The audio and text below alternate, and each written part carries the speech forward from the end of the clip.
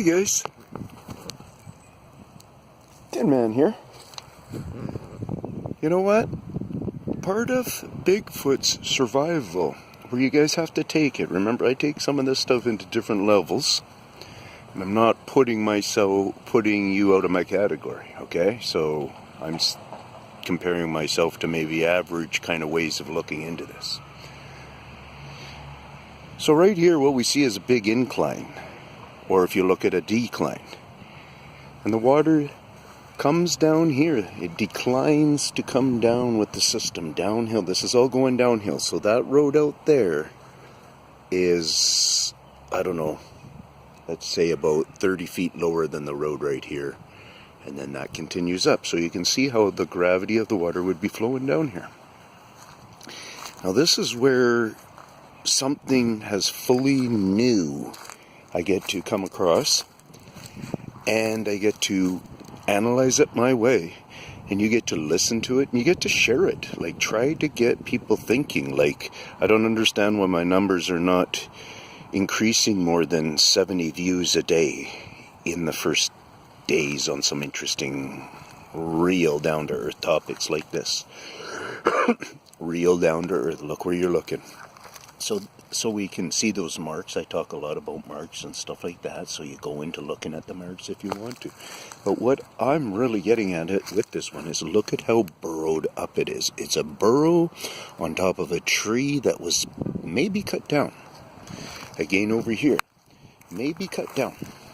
Maybe it was broken off. It's hard for us to say that, even on how much it is burrowed up here. But part of the success on Bigfoot being able to get this so burrowed up, I believe, is this ground is very moist. It holds a lot of moisture and probably holds it year-round here. So in this case, we get to see extreme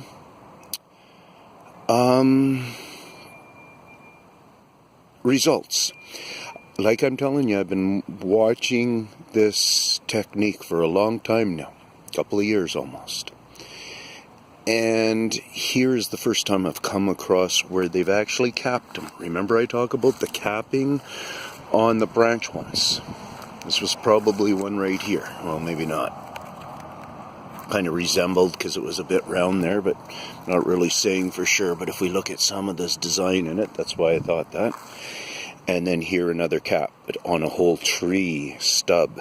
And this is where we have to get, or would be nice if we could get, I have an understanding how we can help them be able to be more successful with this as arborists and horticulturists and such like that. When we actually have to do a surgery on a tree, there's ways for this to be more successful. And the tree gets to live and be happy and stuff. The tree hasn't died here yet.